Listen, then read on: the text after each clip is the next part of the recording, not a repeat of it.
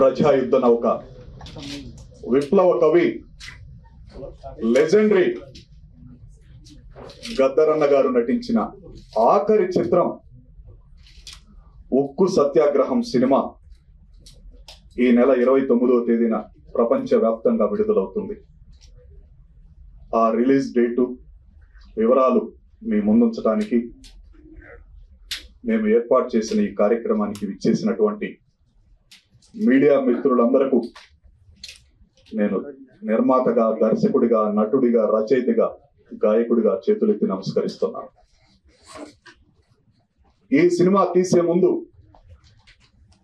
గద్దరన్న కథని తయారు చేసిన తర్వాత ఒక క్యారెక్టర్ ని ఊహించుకున్నాడు. ఆయన కథానాయకుడు ఎలా ఉండాలంటే నీతికి, నిజాయితీకి నిలువెత్తు రూపం ఉండాలి. ఆ రూపాన్ని ఊహించుకొని కథని తయారు చేస్తే భారతదేశంలోనే నీతిమంతుడు, ప్రజల కోసం, తెలుగు ప్రజల కోసం అత్యంత విలువైన తన పదవికి తృణప్రాయంగా రాజీనామా చేసి ప్రజల కోసం అనునిత్యం పోరాడుతున్నటువంటి జేడి లక్ష్మీనారాయణ గారిని దృష్టిలో పెట్టుకొని, అలానే ఉద్యమాలు చేస్తున్న ఉద్యమకారులందరినీ దృష్టిలో పెట్టుకొని కథానాయకుడు క్యారెక్టర్ని ఆయన ఏర్పాటు చేశాడు. ఆయన క్యారెక్టర్ ఒక్కలమే చేయలేనని ఒక మహిళా ఐపీఎస్ క్యారెక్టర్ ని కూడా సృష్టించాడు. ఇది నిజ జీవితానికి దగ్గరున్న ఉద్యమ చిత్రం. ఇప్పటి వరకు మీ ముందుకి డేటు ప్రకటించి రాలేకపోవటానికి అనేక కారణాలు. ఆయన చనిపోవటం కానీ, సెన్సార్ కార్యక్రమాలు కానీ ఎన్నో ఉన్నాయి. చివరి నిమిషంలో ఇంకా 48 గంటల తర్వాత ప్రపంచవ్యాప్తంగా ఈ సినిమా వస్తుందన్నది మీ అందరితోటి పాల్పంచుకోవటానికి ఏర్పాటు చేశాం. రియల్ కథానాయకుడు కాకుండా రియల్ కథానాయకుడు, గద్దరన్నకి, తెలుగు ప్రజలకి ఇష్టమైన వ్యక్తి, ఐపీఎస్ ఆఫీసర్ శ్రీ జేడి లక్ష్మీనారాయణ గారిని ఆహ్వానిస్తున్నాం. ఆయనను గాజువాకలో భూములు కోల్పోయిన నిర్వాసితుడు నా సోదరుడు జీకే రెడ్డి గారు దండ వేసి శాల్వా కప్పి ఆహ్వానించాల్సింది.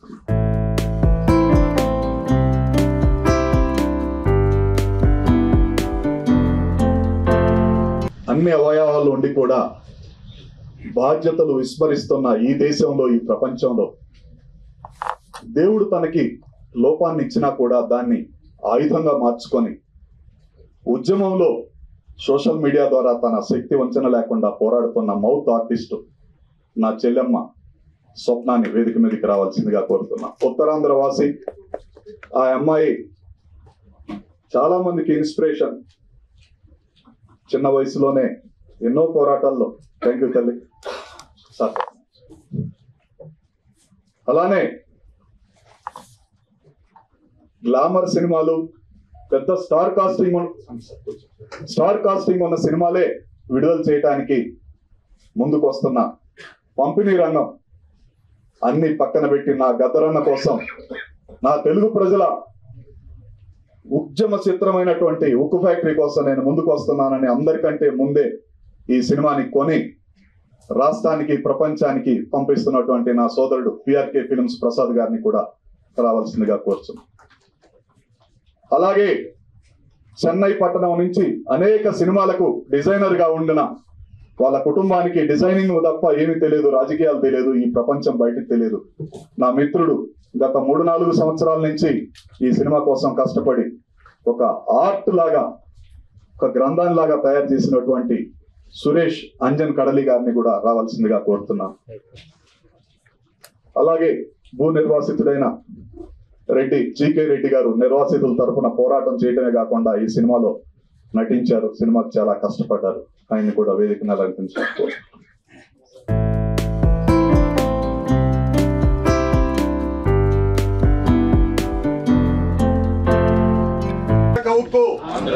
విశాఖ ఉక్కు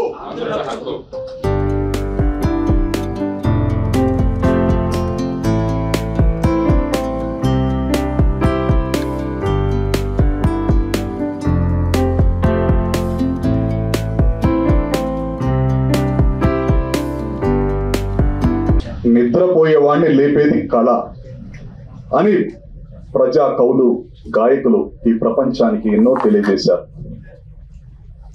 32 మంది ప్రాణ త్యాగాలతో లక్షలాది మంది ఉద్యమకారుల ఉద్యమాల ఫలితంగా ఉమ్మడి మద్రాసు రాష్ట్రాల నుంచి విడిపోయిన తర్వాత అతి పెద్ద ప్రాజెక్టుగా ఏర్పడినటువంటి స్టీల్ ప్లాంట్ ప్రైవేటీకరణ అవుతుంటే, అలాగే 50 సంవత్సరాలు వెల్కమ్ తల్లి వెన్నెలమ్మ, మా గద్దరన్న ముద్దుల తనయ, తెలంగాణ ఆశా జ్యోతి రమ్మ, వెల్కమ్ తల్లి.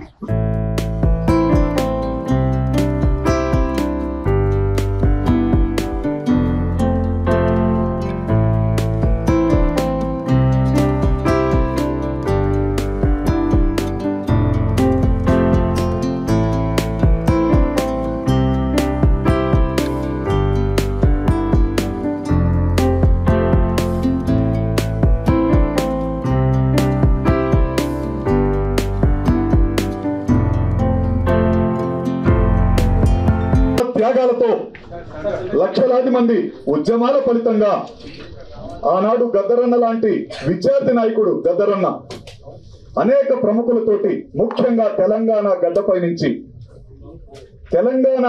నుంచి ఉద్యమం స్టార్ట్ అయింది. ఉస్మానియా విశ్వవిద్యాలయంలో ఉద్యమం స్టార్ట్ అయింది. జార్జి రెడ్డి లాంటి వ్యక్తులు కూడా ఉద్యమానికి మద్దతుగా ఆ రోజు పోరాడారు. అంతేకాదు, అక్కడ 31 మంది విశాఖ స్టీల్ ప్లాంట్ కోసం చనిపోతే కాల్పుల్లో తెలంగాణకి చెందినటువంటి, జగిత్యాలకు చెందినటువంటి తహసీల్దార్ ఆఫీసులో పనిచేసే గవర్నమెంట్ ఉద్యోగి అయినటువంటి సాయిరెడ్డి కూడా ఆ రోజు ఆంధ్రప్రదేశ్ స్టీల్ ప్లాంట్ ప్రైవేటీకరణకి మద్దతుగా కాల్పుల్లో చనిపోయాడు. ఈ జనరేషన్ కి తెలియని ఎన్నో విషయాలు గద్దరన్న గారు ఈ సినిమాలో రాశాడు, పాడాడు, ఆడాడు. ఆయన చివరి రక్తపు బొట్టు వరకు కూడా ఎలా కష్టపడ్డాడో ఈ సినిమాలో కనపడుతుంది. ప్రజల కోసం ఆయన ఒక ప్రాంతానికి చెందిన వ్యక్తి కాదు, ప్రపంచానికి చెందిన వ్యక్తి. ఒక తెలంగాణ ప్రజలే కాదు, ఆంధ్రప్రదేశ్ లో కూడా ఆయనకి గుడి కట్టి ఆయన విగ్రహాన్ని పెట్టబోతున్నారంటే స్టీల్ ప్లాంట్ కోసం ఆయన ఎలాంటి పోరాటం చేశాడో ఈ రాష్ట్ర ప్రజలు, ఆ రాష్ట్ర ప్రజలు కూడా తెలుసుకునే రోజు ఇంకో 48 గంటల్లో ఉంది.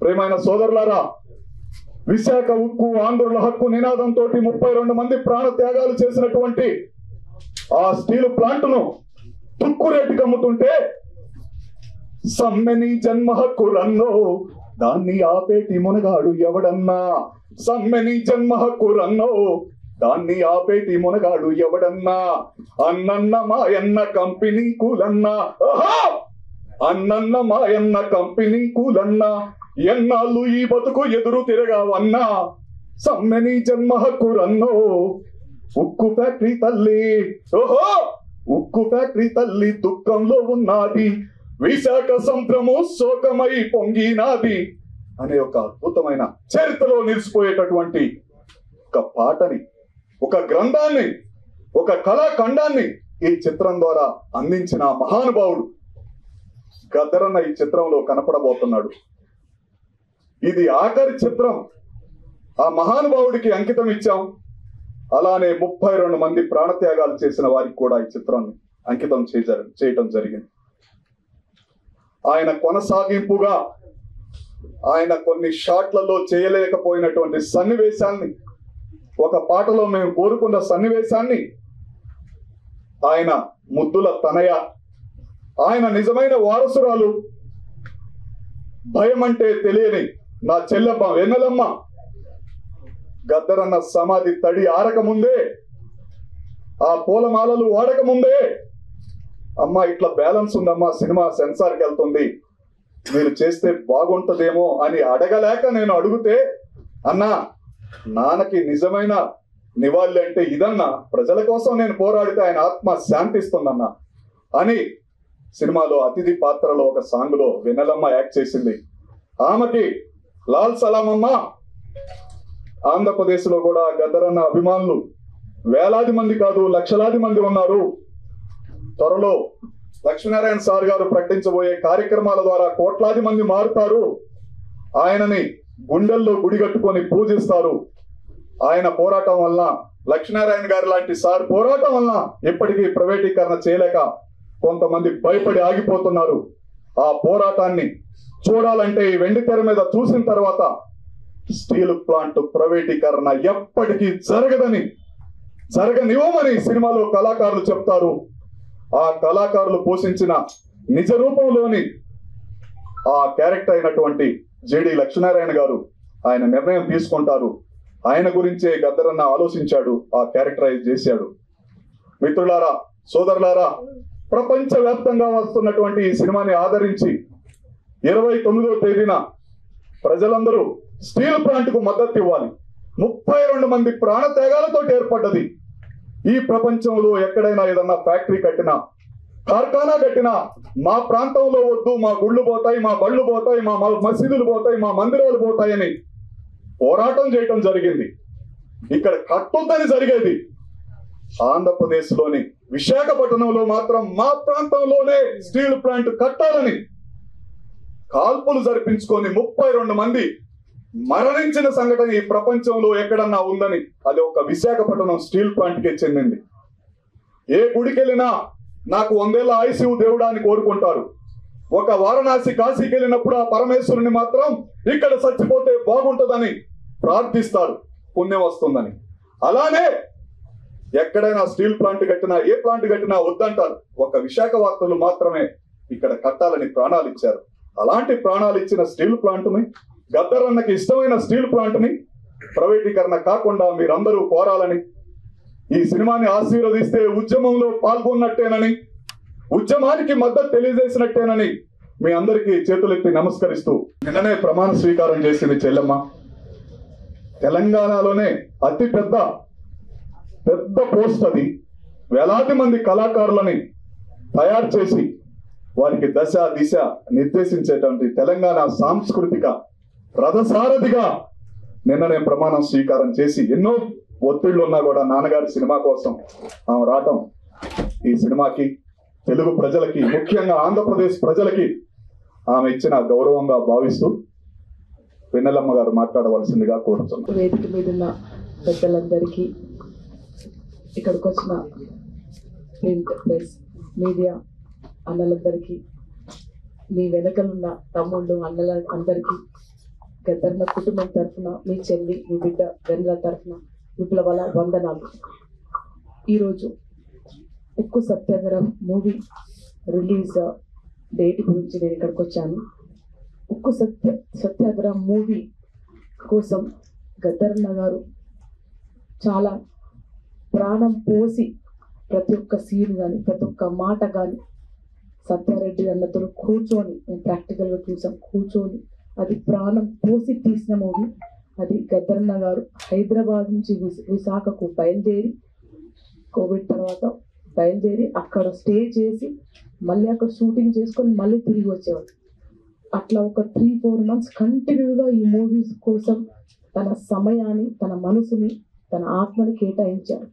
ఎందుకోసం అంటే స్టీల్ ప్లాంట్ ప్రైవేటీకరణ ఆపాలనే ఒక ఉద్యమాన్ని మొదలు పెట్టాలని, ఈ ప్రైవేటీకరణ చేస్తే అక్కడున్న ప్రజలకు చాలా నష్టం అవుతుందని, ఇలా అన్ని సంస్థలు ప్రైవేటీకరణ చేసుకుంటే రానున్న తరానికి, రానున్న పేద ప్రజలకు నష్టం కలుగుతుంది అనే ఒక ఉద్దేశంతో ఎవరైతే ఈ స్టీల్ ప్లాంట్ కోసం యుద్ధం చేసి కొట్లాడి తమ జీవితాలను అర్పించారు, తమ రక్తం చిందించి ఒక స్టీల్ ప్లాంట్ని పెట్టారు, వాళ్ళ త్యాగాలను గుర్తు చేసుకుంటూ ఆ స్టీల్ ప్లాంట్ ప్రైవేటీకరణ ఆపాలని ఈ మూవీ రావడం చాలా ఆనందంగా ఉంది. అందుకే ప్రియమైన ప్రజలారా, అన్నలారా, అక్కలారా, ఈ మూవీని చూసి, ఈ మూవీలో ఇస్తున్న ఆ ఆశయాన్ని తీసి మనం స్టీల్ ప్లాంట్ ప్రైవేటీకరణకు వ్యతిరేకిస్తూ పోరాటం చేయాలని మీ అందరినీ కోరుతున్నాను. అట్లాగే ఉక్కు సత్యాగ్రహంలో గద్దరన్న గారు చివరి మూవీ అది, చాలా అద్భుతంగా యాక్టింగ్ చేశారు. ఆ మూవీ చూస్తే తెలుస్తుంది, అన్నతో చాలా ప్రాక్టికల్గా ఉన్నారు. ఆ మూవీ చూస్తే ఆ మూవీలో తను చెప్పేస్తున్నాడు, ఇంకా నేను వెళ్ళిపోతున్నాను, ఈ బాధ్యత మీకు అప్పచెప్తున్నాను, చాలా ప్రాక్టికల్గా కనిపిస్తుంది. అదేదో యాక్టింగ్ చేసినట్టు లేదు, ఆ మూవీ జీవించినట్టుంది. కన్నీళ్ళు రాను వాళ్ళు కూడా కన్నీళ్ళు పెట్టించే విధంగా ఉంది. ఇలాంటి మూవీస్ని ప్రజలంతా మన జీవితాల్లో జరుగుతున్న ప్రాక్టికల్గా జరుగుతున్న నిజాలని నిర్భయంగా ముందుకు ప్రజల ముందుకు పెట్టే మూవీస్ని ఆదరించి పెద్దలే కాకుండా పిల్లలు కూడా ఆ మూవీస్ తీసుకుపోయి చూపించి, ఎందుకంటే మన బతుకులు పేద సాదా బతుకులు ఇలా బతుకుతున్నామంటే దానికి కారణాలు, దానికి ఉద్యమాలు ఎన్నో ఉన్నాయి. సో ఈ మూవీని మీరు తప్పక చూసి ఆదరించాల్సిందిగా కోరుతున్నాను. అదేవిధంగా ఈరోజు కాన్స్టిట్యూషనల్ అడాప్షన్ డే. ఈ కాన్స్టిట్యూషనల్ అడాప్షన్ డే భారత రాజ్యాంగం అడాప్షన్ డే కాబట్టి మీ అందరికీ శుభాకాంక్షలు. భారత రాజ్యాంగం ముప్పులో ఉంది. భారత రాజ్యాంగాన్ని రక్షించే బాధ్యత మనందరిది ఉంది. భారత రాజ్యాంగాన్ని రక్షిస్తేనే రానున్న తరానికి ఒక మనాబలి, ఒక సమాజం ఈ విధంగా ఉంటుంది. సో భారత రాజ్యాంగాన్ని మనం కాపాడుకోవాలని మీ అందరినీ కోరుతున్నాం. ఈ అవకాశం ఇచ్చిన పెద్దలందరికీ ధన్యవాదాలు. Sir, I'm very happy. నేను మీ స్పీచెస్ చూసుకుంటూ పెరిగాను, అంటే మేము ఏకలవ్య శిశురాలు అనమాట. Thank you so much. I'm very happy and privilege that I'm standing front of you and talking. You all are spirit. మీలాంటి వాళ్ళని చూసుకుంటూ పెరిగాం. సో మేము ఈరోజు నిలబడి మాట్లాడుతున్నామంటే సార్ మీలాంటి వాళ్ళనే sir. Thank you so much. Kindly excuse me. Actually నిన్న బాధ్యతలు తీసుకున్నాక ఇది మన స్కెడ్యూల్ డే అన్నకు ఇచ్చిన సమయమే. నేను తర్వాత ఇంకొక ఇనాగరల్కి వెళ్ళేదండి. థ్యాంక్ యూ సో మచ్ అన్నయ్య. థ్యాంక్ యూ అందరికి. థ్యాంక్ యూ సో మచ్ అందరికి. థ్యాంక్ యూ అన్న. Thank you so much. బిజీలో ఉండి కూడా వచ్చినందుకు హృదయపూర్వకంగా అభినందనలు, ధన్యవాదాలు. మీరు మళ్ళా ఒకసారి విశాఖపట్నాన్ని పర్యటించాలని అందరి సమక్షంలో కోరుతున్నాం. Thank you. రియల్ కథానాయకుడు, మేము రియల్ కథానాయకుడిగా యాక్ట్ చేస్తే ఉద్యమానికి ఊపిరి పోసినటువంటి పాత్ర. ఎంత ధైర్యంతో కొన్ని నిర్ణయాలు తీసుకున్నాడంటే ఆయన ఉద్యోగానికి ఐపీఎస్ పదవికి రాజీనామా చేసినప్పుడు కూడా ప్రపంచం అంతా ఒక్కసారి చూసింది. అంతకు మించి ఎన్నో చేశారు ఆయన. చాలా వరకు పబ్లిసిటీకి దూరంగా ఉంటారు. సార్ మీరు రావాలని ఇప్పుడే విజ్ఞప్తి చేస్తున్నాం. స్టీల్ ప్లాంట్ మీరు రియల్ గా అమ్మాలని ఒకవేళ నిర్ణయించుకుంటే మేమే కొంటాం ప్రజల తరపున అని కూడా కోర్టుకు వెళ్ళిన మహానుభావుడు ఆయన. అంతేకాదు, ఎన్నో త్యాగాలు చేసిన కుటుంబాలని ఆదుకోకుండా నువ్వు అప్పుడే ఎలా అమ్ముతావని ఎదురు తిరుగుతున్న ఒక అభిమన్యుడు. ఆయన వెంట మేమంతా ఉంటామని ఈ సినిమా ఇన్స్పిరేషన్ లో రియల్ పాత్ర ఆయన ఉన్నట్టు శ్రీ జిడి లక్ష్మీనారాయణ గారు మాట్లాడి సందేశం ఇవ్వాల్సిందిగా కోరుతున్నాం. ఉక్కు సత్యాగ్రహం అన్న ఈ చలనచిత్రం ఈ నెల 29వ తారీఖున ప్రపంచవ్యాప్తంగా విడుదల కాబోతోంది. ఉక్కు సత్యాగ్రహం చిత్రం ద్వారా విశాఖ స్టీల్ ప్లాంట్ యొక్క చరిత్ర, విశాఖపట్నం స్టీల్ ప్లాంట్ ని ప్రైవేటీకరణ చేస్తున్న ప్రయత్నాలను ఏ విధంగా అక్కడ వర్కర్స్ కావచ్చు, ఎగ్జిక్యూటివ్స్ కావచ్చు, నిర్వాసితులు కావచ్చు, వీరందరూ కూడా కలిసి ఏ విధంగా అడ్డుకుంటున్నారన్న ఒక మహత్తరమైన సందేశాన్ని శ్రీ సత్యారెడ్డి గారు మనందరికీ ఇస్తున్నారు. ఈరోజు ఈ చిత్రాన్ని కొద్ది భాగం చూసే అవకాశం కూడా నాకు కల్పించారు. చాలా ఇన్స్పిరేషనల్ గా ఉంది సినిమా. ఆయన ప్రధాన పాత్రను పోషించారు. చాలా గొప్ప ఇన్స్పిరేషన్. చూస్తుంటే ఈ థియేటర్లో ఎంతో గొప్ప, అందరికీ ఒక ఉద్రేకం, ఇందులో మనం కూడా భాగస్వాములు అవ్వాలన్న ఒక సంకల్పం కూడా వచ్చే విధంగా, దానితో పాటు ముఖ్యంగా గద్దర్ గారు ఆయన స్వయంగా నటించడం కూడా చాలా ముఖ్యమైన విషయం. ఎందుకంటే గద్దర్ గారు మంచి ఆప్తులు. లచ్చన్న ఎట్లున్నావురా అని అడిగేవాడు ఆయన. ఆ విధమైన మా ఇద్దరికి మధ్య ఉన్న సంబంధం. కాబట్టి ఆయనతో అనేక సార్లు నేను చర్చించడం జరిగింది. అటువంటి గద్దర్ గారిని ఈరోజు ఆయన ఆరోగ్య స్థితి అంత బాగు లేకున్నా కూడా ప్రజల కోసం చెయ్యాలి అన్న సంకల్పనతో ఈ సినిమాలో ఆయన స్వయంగా పాడి రచించి ఆయన స్వయంగా నటించిన సినిమా ఇది. ఆయన చివరి సినిమా అని ఇప్పుడే వెన్నెల గారు, సత్యారెడ్డి గారు కూడా చెప్పడం జరిగింది. కాబట్టి ఆయన ఒక స్ఫూర్తిని నింపారు ఈ సినిమాలో అని నేను మీ అందరికీ కూడా తెలియజేస్తున్నాను.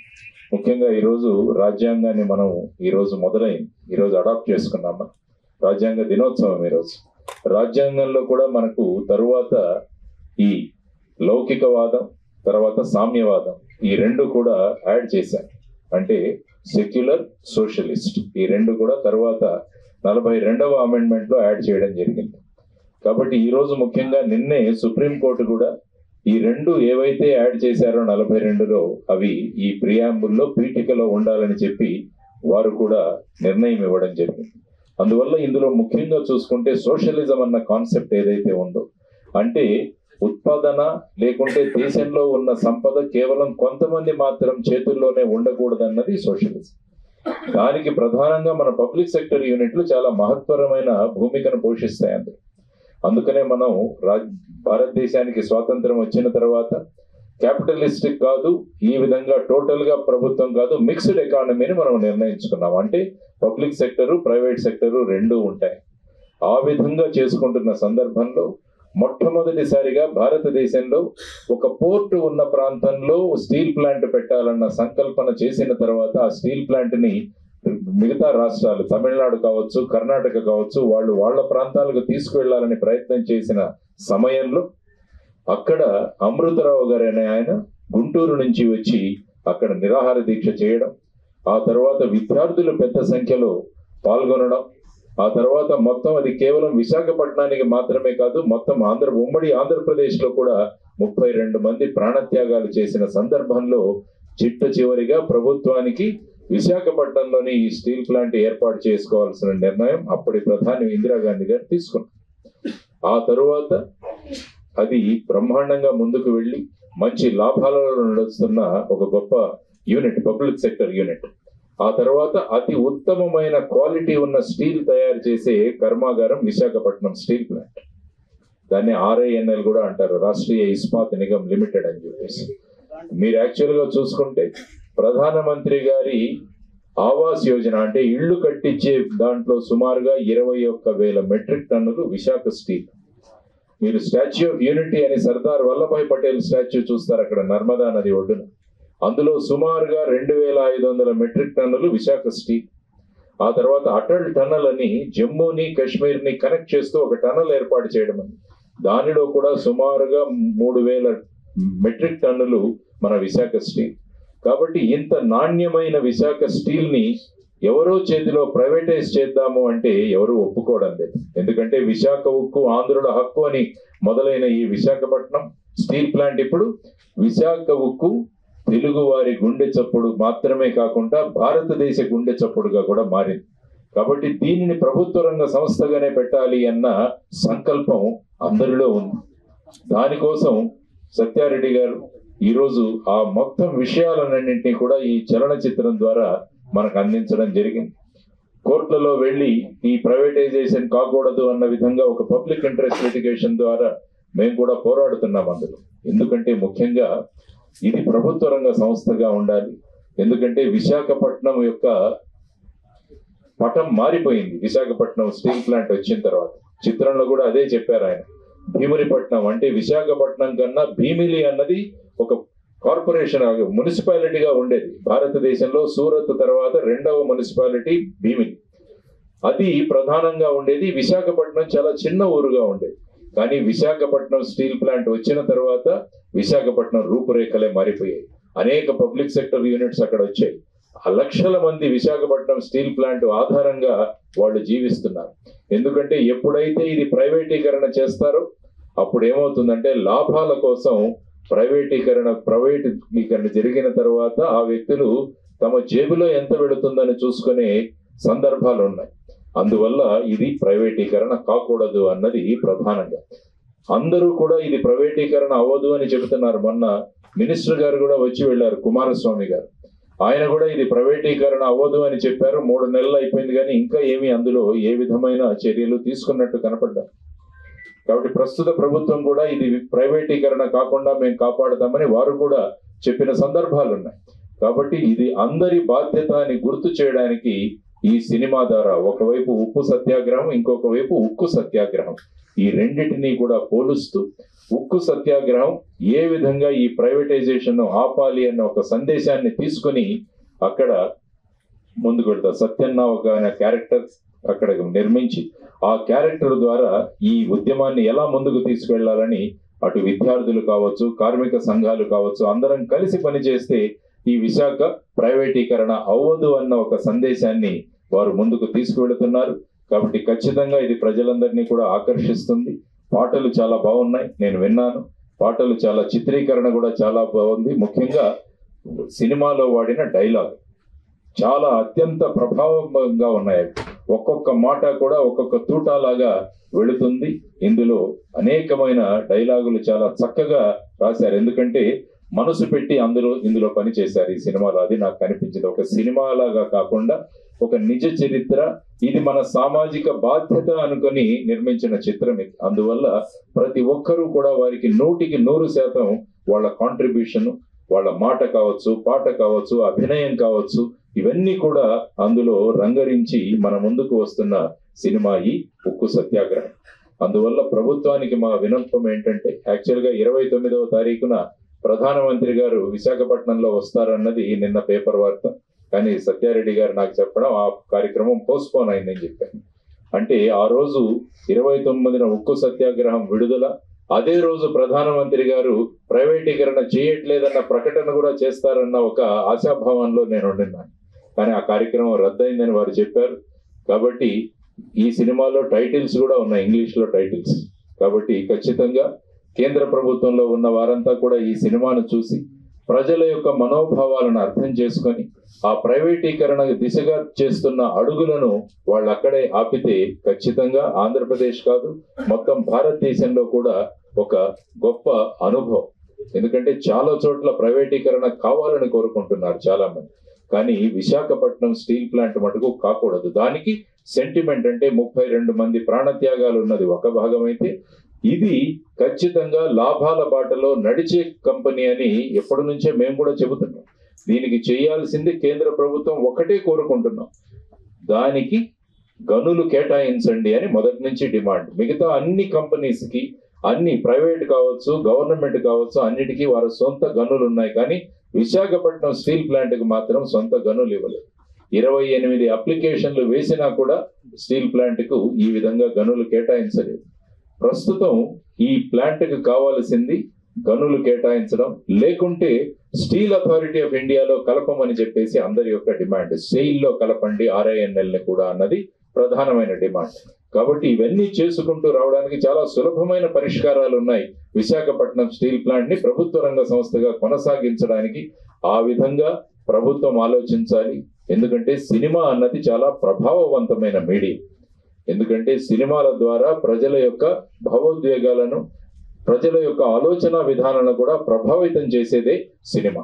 కాబట్టి అటువంటి ఉక్కు సత్యాగ్రహం అన్న ఈ సినిమా ఖచ్చితంగా ప్రజలందరినీ కూడా చైతన్యవంతులుగా చేసి, ఈ స్టీల్ ప్లాంట్ ప్రైవేటీకరణ ఎందుకు కాకూడదు, పబ్లిక్ సెక్టర్ రంగంలోనే గడిస్తే ఏ విధంగా దానికి వచ్చే లాభాలు ప్రజలందరికీ చెందుతాయి.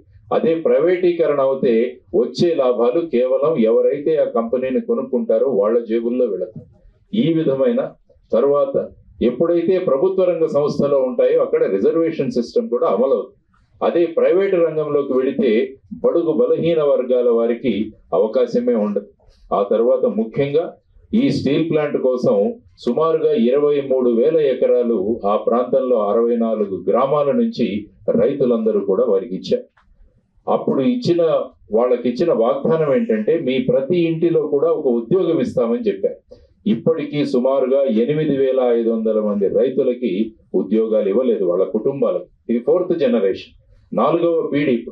వాళ్ళు కూడా ఇప్పుడు కూడా ఎదురు చూస్తున్నారు మాకు ఉద్యోగాలు ఇవ్వట్లేదని. మరి ఇప్పుడు దీన్ని ప్రైవేటీకరణ చేస్తే ఉన్న ఉద్యోగులను కూడా తీసివేస్తారు ఎప్పుడు కూడా ప్రైవేటీకరణ జరిగిన తర్వాత. మరి ఈ 8,500 మంది ఎక్కడికి వెళతారు? వాళ్లకు జీవితానికి ఆధారమైన భూమిని వాళ్ళు దేశ భవిష్యత్తు కోసం, దేశం కోసం వారందరూ కూడా త్యాగం చేస్తే మరి వాళ్లకు ఈ విధంగా సుమారుగా 8,500 కుటుంబాలకు ఇంకా ఉద్యోగం ఇవ్వకుండా మనం ఈ విధంగా చేయడం సబబా అని మనం ప్రభుత్వాన్ని ప్రశ్నిస్తున్నాం. అవన్నీ కూడా ఈ సినిమాల్లో చూపించడం జరిగింది. కాబట్టి నిజ జీవితం, ఎందుకంటే ఈ మధ్య కాలంలో బయోపిక్స్ అన్నవి చాలా ప్రభావంగా వెళుతున్నాయి. అంటే నిజ జీవిత చరిత్రలు ప్రజలను ఆకట్టుకుంటున్నాయి. అదే విధంగా నిజమైన సంగ్రామం తర్వాత ప్రజలందరి మద్దతుతో ఈ విశాఖపట్నం స్టీల్ ప్లాంట్ అన్నది ప్రైవేటీకరణ కాకూడదు అన్న ప్రజల యొక్క ఆశాభావాలు ఏవైతే ఉన్నాయో వాటినన్నింటినీ ప్రతిబింబిస్తూ ఈ సినిమా చేయడం జరిగింది. ఈ సందర్భంగా నేను మిత్రుడు సత్యారెడ్డి గారిని అభినందిస్తున్నాను. ఎందుకంటే ఇటువంటి విషయం తీసుకొని ఎంతో ప్రభావవంతంగా ఈ సినిమాను, ఈ చలనచిత్రాన్ని నిర్మించినందుకు, ఆ తర్వాత ఇది ఒక కమర్షియల్ సినిమా అయితే కాదు కానీ ఇది మన జీవితాలతో ముడిపడిన సినిమా కాబట్టి అందరూ కూడా ఒక సామాజిక బాధ్యత అని ఈ సినిమా ఖచ్చితంగా వెళ్ళి చూడాలి అని నేను మనస్ఫూర్తిగా కోరుకుంటున్నాను. ఎందుకంటే ఇటువంటి విషయాలు విద్యార్థులకు తెలియాలి, భావి తరాలకు తెలియాలి. పోరాటం చేసి ఏ విధంగా మనం ఈ స్టీల్ ప్లాంట్ ని తెచ్చుకున్నామన్న విషయం వాళ్ళకు తెలియాలి. దేశం యొక్క భవిష్యత్తు ఎలా ఉండాలన్న ఒక ఆలోచనలు కూడా వాళ్ళు రేకెత్తించే ఈ సినిమా ఉక్కు సత్యాగ్రహం బ్రహ్మాండమైన విజయాన్ని చవి చూస్తుందని, ఖచ్చితంగా మీరందరూ కూడా ఆదరిస్తారని మనస్ఫూర్తిగా తెలియజేసుకుంటూ, అందరం కలిసి ఈ విశాఖపట్నం స్టీల్ ప్లాంట్ ఎప్పటికీ ప్రైవేటీకరణ కాకుండా ప్రభుత్వ రంగ సంస్థగా ఉంటూ లాభాలలో నడిచే విధంగా ప్రభుత్వాలు నిర్ణయం తీసుకోవాలని చెప్పి మనస్ఫూర్తిగా కోరుకుంటూ, మరి ఒకసారి శ్రీ సత్యారెడ్డి గారికి, గద్దర్ గారికి, ఆ తర్వాత ఈ సినిమాలో నటించిన వాళ్ళు, నటించలేదు, జనరల్ గా సినిమా అంటే నటిస్తారు, ఇది నిజ జీవితంతో ముడిపడిన సినిమా కాబట్టి వాళ్ళందరూ కూడా వారి 100% ఇచ్చి జీవించి ఈ సినిమాను చాలా చక్కగా నిర్మించారు. కాబట్టి మీ అందరి తరపున మీడియా ద్వారా ప్రజలందరికీ నేను చేస్తున్న విన్నపం, ఈ చలనచిత్రాన్ని ఖచ్చితంగా వీక్షించండి, మీ యొక్క అభిప్రాయాన్ని తెలియజేయండి. విశాఖ ఉక్కు ప్రైవేటీకరణ కాకుండా ప్రభుత్వ రంగ సంస్థగానే కొనసాగించే విధంగా ప్రభుత్వం చర్యలు తీసుకోవాలని మీరందరూ కూడా గొంతు విప్పిన రోజు ఖచ్చితంగా అది జరుగుతుందని నేను ఆశిస్తూ మరి ఒకసారి శ్రీ సత్యారెడ్డి గారికి అభినందనలు తెలియజేస్తూ ముగిస్తున్నాను. ధన్యవాదాలు. జై హింద్.